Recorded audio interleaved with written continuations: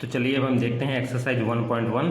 इसमें क्या दिया हुआ है, figure 1.3 show Riyan rooms with point O A B C. हाँ, पॉइंट ये क्या है, फिगर 1.3 में रियान का रूम बना हुआ है, जिसमें ये देखेंगे आप सेकंड पेज में आपका बना हुआ है। ये पूरा रूम का स्ट्रक्चर दिया हुआ है 1.3 में, है ना, पेज नंबर 1, ये सॉरी फिगर ये 1.3 है। इसमें पॉइंट ओ ए बी सी, ये चारों पॉइंट दिए हुए हैं, ओ ए बी और सी, है ना।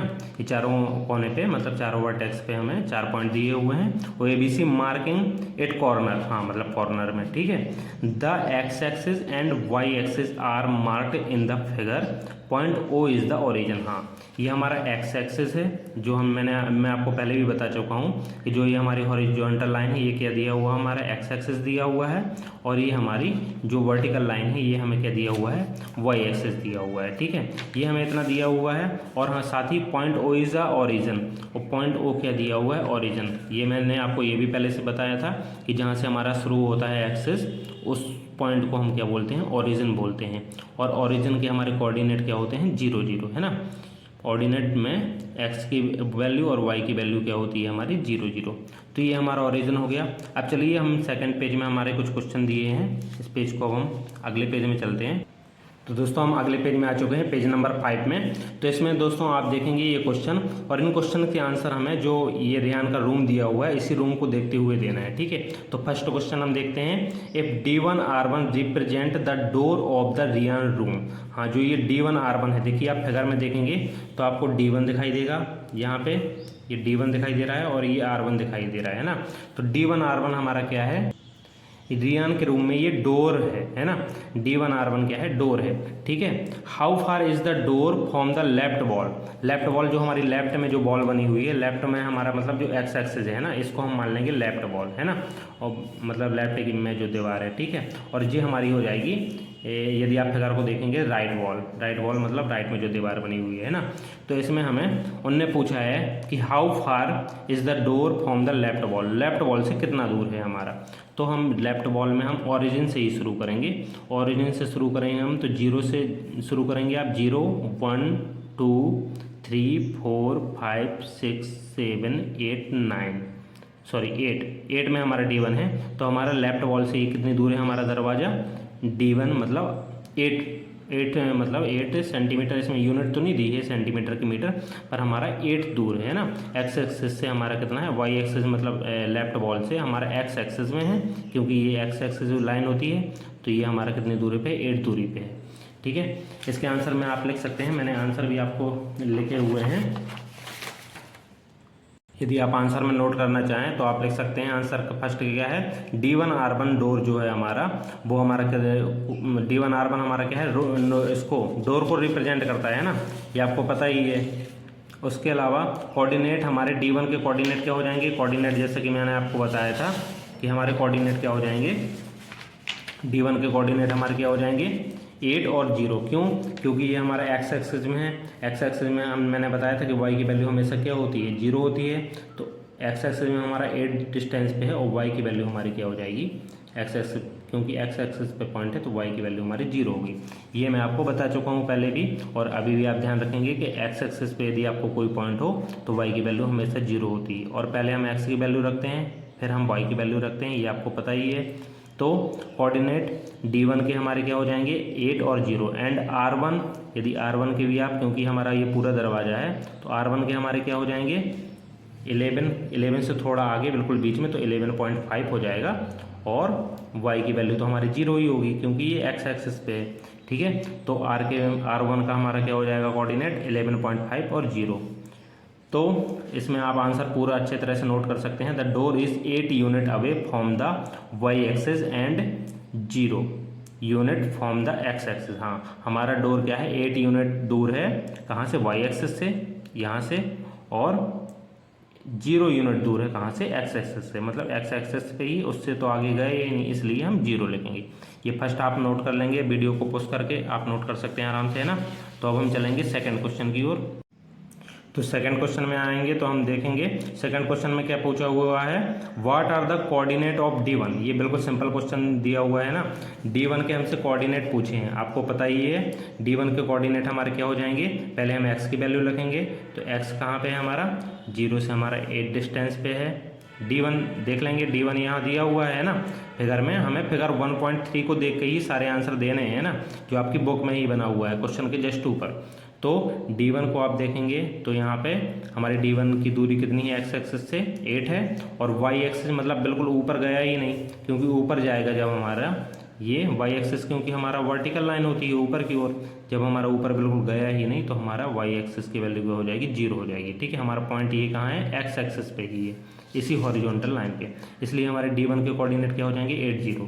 इसका आंसर भी मैंने लिखा हुआ है, इसमें आप लिख सकते हैं coordinate of D1 equal to 8 0।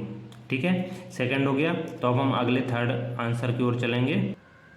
तो थर्ड क्वेश्चन में हमारा क्या दिया हुआ है, if R1 is the point 11.50। हाँ, R1 हमें दिया हुआ है 11.50, R1 के जो कोऑर्डिनेट ये फिगर में भी आपको दिए हुए थे ऊपर, R1 के कोऑर्डिनेट क्वेश्चन में ही है ना।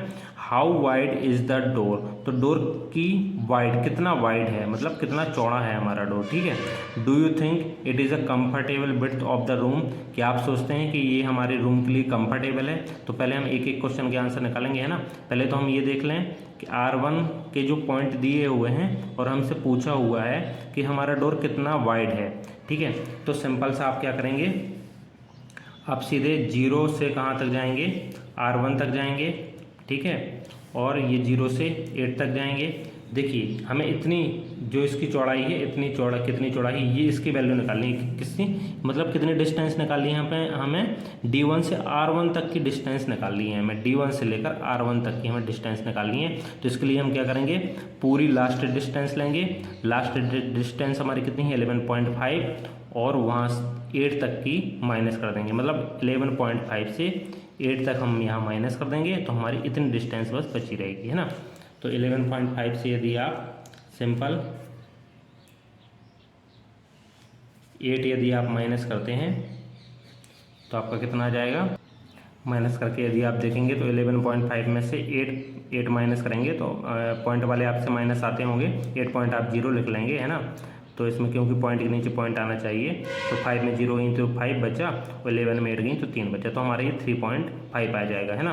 तो पहले क्वेश्चन का आंसर क्या हो जाएगा हमारा थर्ड का, इसमें हमें विड्थ निकालनी थी, तो थर्ड का हमारा पहला क्या हो जाएगा, width of the door R1 minus D1।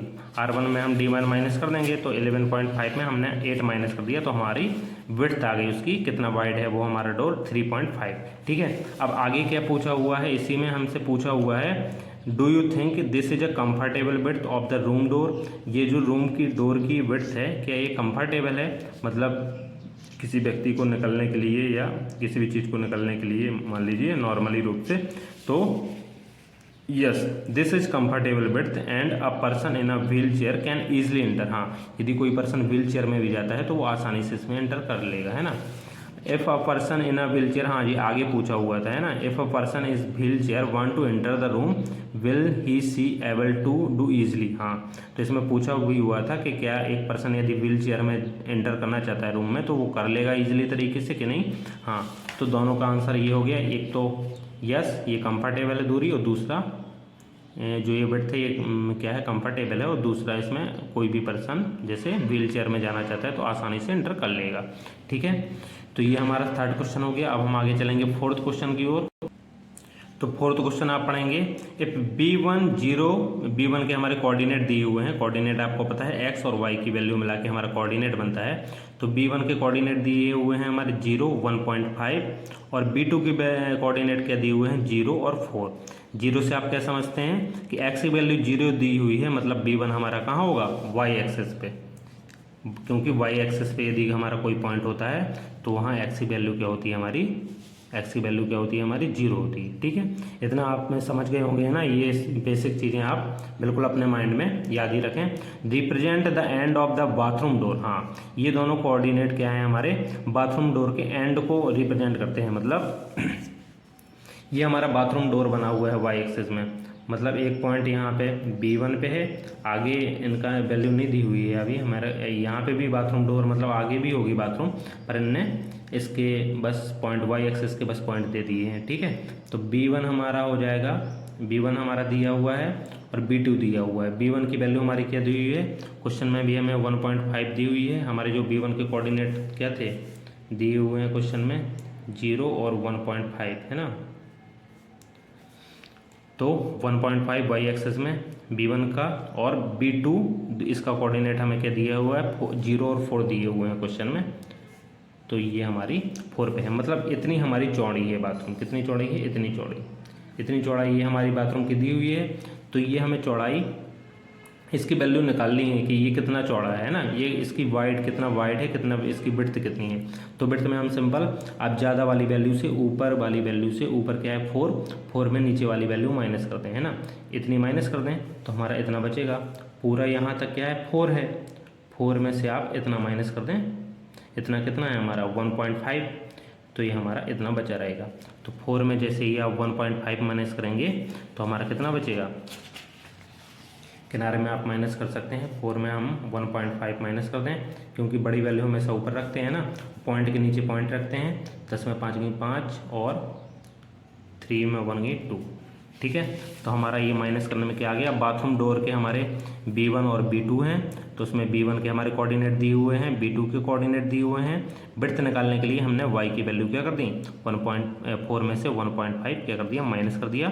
तो हमारी ये विड्थ निकल आई है ना। ये मैंने आपको फिगर में समझा ही दिया है कि कैसे निकालनी थी हमें। तो ये हमारी विड्थ निकल आई 2.5। आगे हमें और भी क्वेश्चन दिया हुआ है, आगे क्या पूछा हुआ है, represent the end of the bathroom is the bathroom door narrow और वाइडर देन द रूम। हाँ, तो क्या ये बाथरूम जो हम बाथरूम का जो डोर है वो नैरो मतलब सकरा है, पतला है, मतलब सकरा है मतलब थोड़ा छोटा है ना, या फिर वाइडर या फिर चौड़ा है रूम के डोर से। रूम का डोर आपने ऊपर वाले क्वेश्चन में निकाला था, रूम के डोर की आपने विड्थ कितनी निकाली थी, ऊपर निकाली थी। देखिए width of the door of the, ये रूम के डोर की विड्थ कितनी निकाली थी 3.5 है ना, जिसमें हम व्हील चेयर से अंदर जा रहे थे। और हमने इसकी कितनी निकाली विड्थ, जो हमारा बाथरूम का डोर है इसकी निकाली हमने 2.5। हाँ, तो ये क्या है हमारा जो बाथरूम का डोर है वो तो सकरा है ना, थोड़ा छोटा है उससे, इसके 3.5 थी, ये थोड़ा चौड़ा है, और इसकी कितनी है हमारी बाथरूम के डोर की 2.5, तो ये थोड़ा सकरा है। तो रूम डोर इतना है 3.5 था और बाथरूम डोर हमारा कितना निकला 2.5। So bathroom door is narrow than the room door. तो बाथरूम डोर क्या है हमारा, नैरो है मतलब सकरा है, किससे, बाथरूम डोर से, ठीक है। तो ये आप नोट भी कर लेंगे, वीडियो को पुश करके ये आंसर आप क्या है नोट कर सकते हैं। तो दोस्तों ये हमारी वैसे 1.1 एक्सरसाइज ख़त्म हो गई है। तो यदि आपको ये अच्छे समझ में आई तो अब हम अगली एक्सरसाइज भी 1.2 अगले वीडियो में हम 1.2 देख लेंगे, उसका भी मैं कुछ आपको बेसिक बताऊंगा। और इसमें कोई भी आपको क्वेश्चन हो तो आप मेरे कमेंट में भी कर सकते हैं, इसमें कमेंट कर सकते हैं, तो उसके मैं आंसर आपको देता जाऊँगा। ठीक है, धन्यवाद दोस्तों, ये वीडियो आप यहीं पर समाप्त करते हैं, धन्यवाद।